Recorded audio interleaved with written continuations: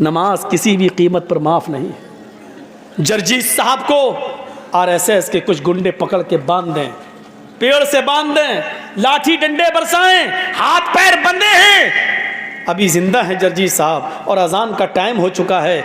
आवाज़ आ रही है अल्लाहू अकबर अल्लाहू अकबर। जर्जीस साहब के ऊपर अब फर्ज हो गया कि वो नमाज पढ़ें। या अल्लाह, गुंडों ने बांध रखा है, हम नमाज कैसे पढ़ें? हमें नमाज पढ़ना है, हमें उन गुंडों से एक बार कहना है कि भैया अजान हो रही है, मुझे थोड़ी देर के लिए छोड़ दीजिए कि मैं वुजू बनाकर नमाज पढ़ लूं। अगर वो छोड़ते हैं तो ठीक है, नहीं छोड़ते हैं तो बंदे बंदे हमें नमाज पढ़ना पड़ेगी।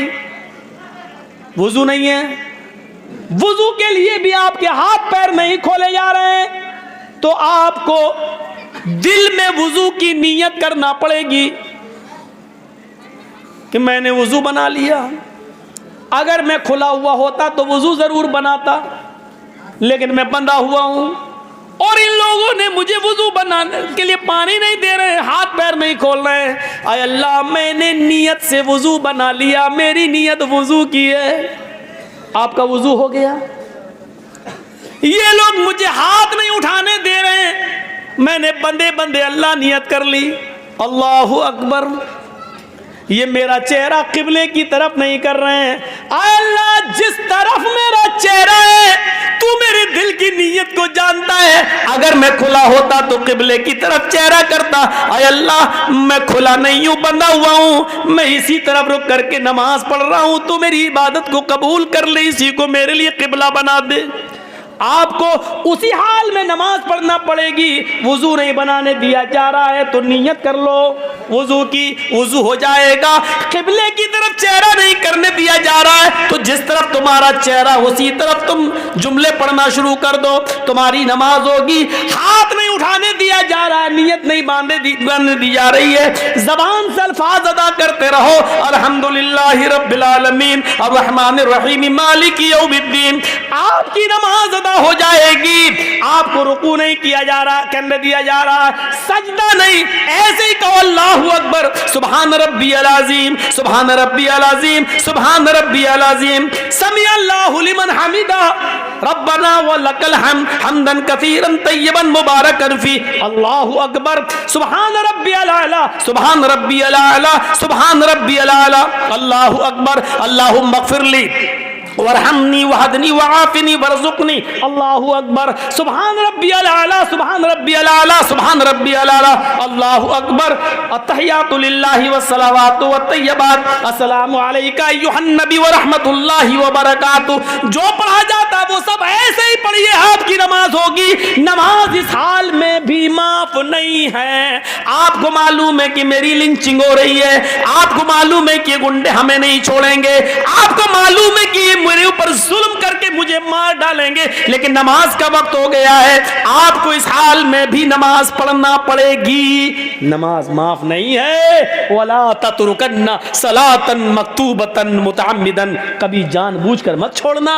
फइन्न मन तरका सलातन मक्तूबतन मुतअम्मिदन फकद बरियत मिनहु ज़िम्मतुल्लाह। जिस मुआशरे में, जिस समाज में, जिस गांव में, जिस मोहल्ले में नमाज जानबूझ के छोड़ी जाती है, अल्लाह रब्बुल आलमीन की जिम्मेदारी उस मुआशरे से उठ जाती है, फिर अल्लाह की कोई जिम्मेदारी नहीं रहती है। तीन चीज़ें। चौथी चीज़, वला तशरबन्न खमरन फ़इन्नहु रअसु कुल्लि फ़ाहिशा, कभी भी शराब को हाथ मत लगाना, इसलिए कि ये तमाम गंदगियों की माँ है, तमाम गंदगियों की जड़ है, सारी बुराइयों की जड़ शराब है। सुनन नसई में बनी इसराइल का एक आदमी का वाक़या नकल किया गया है। एक औरत ने उसको बुलाया, किसी गवाही के लिए बुलाया, लेकिन उस औरत की नीयत ख़राब थी। वो बड़ा इबादत गुजार था, बड़ा नेक था।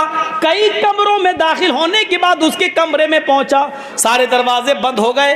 वो औरत बेवा थी। उसने कहा, बोलो किस लिए मुझे बुलाया है, किसके बारे में आपको गवाही लेना है, मुझे जो मालूम होगा सच सच बता दूंगा। उस औरत ने कहा, अरे भाई इधर आओ, मैंने गवाही के लिए कब बुलाया है? कहा, फिर किस लिए बुलाया है? कहा, सुनो इधर बैठो, मैंने तुम्हें इसलिए बुलाया है कि तुम मेरे साथ मुंह काला करो। उदनु मिन्नी, मेरे करीब होइए और मुझसे जिना कीजिए।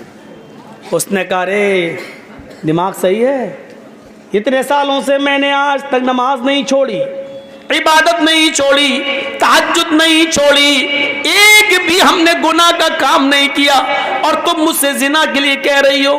नहीं, दरवाजे चारों तरफ से बंद थे, भागने का कोई रास्ता न था। सुनो, तुम्हारे पास 3 ऑप्शन है, नहीं तो जान जाएगी।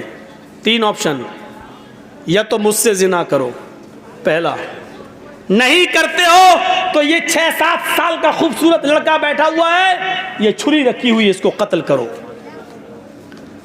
पहला ऑप्शन, मेरे साथ जिना करो, छोड़ दूंगी। नहीं करते हो, इस लड़के को कत्ल करो।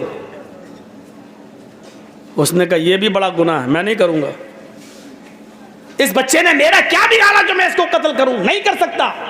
तो उसने कहा तीसरा ऑप्शन, ये प्याले में जो शराब रखी हुई है इसको पियो, छोड़ दूंगी। उसने देखा कि तीनों ऑप्शन में से एक ऑप्शन तो अपनाना है, वरना मेरी जान खतरे में। तो उसने सोचा जिना बहुत बड़ा गुनाह है, कत्ल भी कोई कम बड़ा गुनाह नहीं है। शिर्क के बाद दूसरे नंबर पे कत्ल आता है और कत्ल के बाद तीसरे नंबर पे जिना आता है, तो ये भी बहुत बड़ा गुनाह है।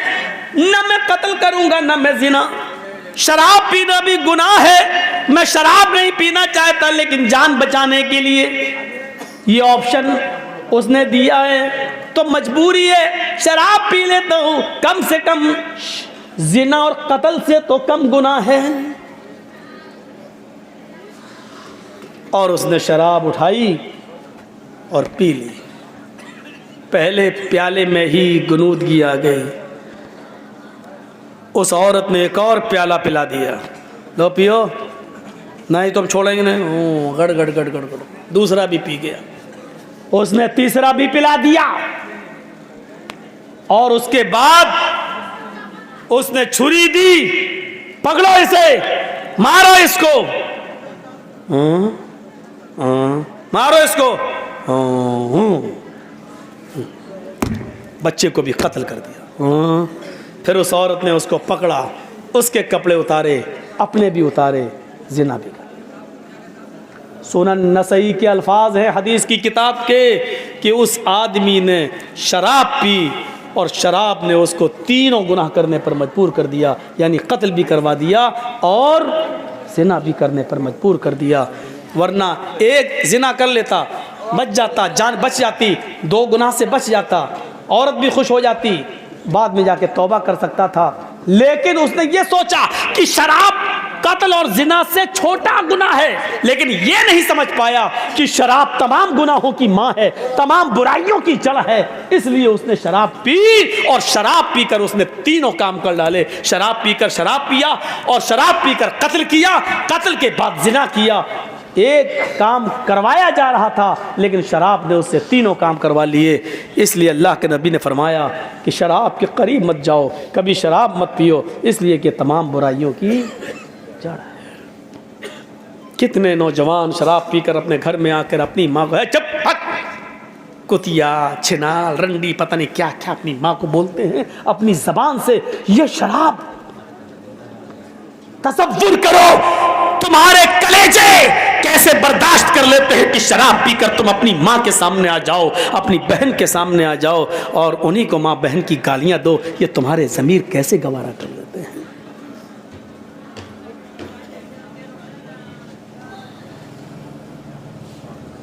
वला तशरबन्न खमरन फइन्नहु रासु कुल्लि फाहिशतिन, चौथी चीज है। और 5वीं चीज, इय्याका वल मासिया फइन्न बिल मासियति हल्ला सखतुल्लाह, कभी जिंदगी के अंदर अल्लाह की नाफरमानी का कोई काम मत करना, इसलिए कि जिस बस्ती में अल्लाह की नाफरमानी के काम होते हैं अल्लाह का अजाब उस बस्ती पर हलाल हो जाता है, यानी अल्लाह को उस बस्ती पर अजाब नाजिल करने में देर नहीं लगती है। नाफरमानी के काम हो रहे हैं ना, इसलिए बारिश रोक दी जाती है, जब नाफरमानी के काम ज़्यादा होते हैं तो गाँव से बरकतें उठा ली जाती हैं, जब नाफरमानी के काम ज़्यादा होते हैं तो जालिम हुक्मरां हमारे ऊपर मुसल्लत हो जाते हैं। आज हम रो रहे हैं, चीख रहे हैं, चिल्ला रहे हैं, ऐसा कभी ज़िंदगी में नहीं हुआ, इस तरीके की हमने कभी दिन नहीं देखे। आज ये दिन क्यों देखना पड़ रहे हैं? ये तो अल्लाह के नबी ने फरमाया था, अमालुकुम व मालुकुम, जैसे तुम अमल करोगे वैसे हम तुम्हारे ऊपर हुक्मरां बिठा देंगे। हमारे अमल अच्छे होते तो अच्छे लोग हमारे ऊपर हुकूमत करते, हमारे अमल बुरे हैं इसलिए बुरे लोगों को अल्लाह ताला ने हमारे ऊपर मुसल्लत कर दिया है। जिस बस्ती में अल्लाह की नाफरमानियाँ ज़्यादा होती हैं उस बस्ती पर अल्लाह का अजाब हलाल हो जाता है, अल्लाह रब्बुल आलमीन उस बस्ती पर अजाब नाजिल कर देता है। डरो, इन पांचों चीज़ों को अपने जहन में रखो। शिरक ना करना, माँ बाप की नाफरमानी मत करना, फ़र्ज़ नमाज कभी कसदन जानबूझकर मत छोड़ना, शराब मत पीना और अल्लाह की नाफरमानी का कोई काम मत करना।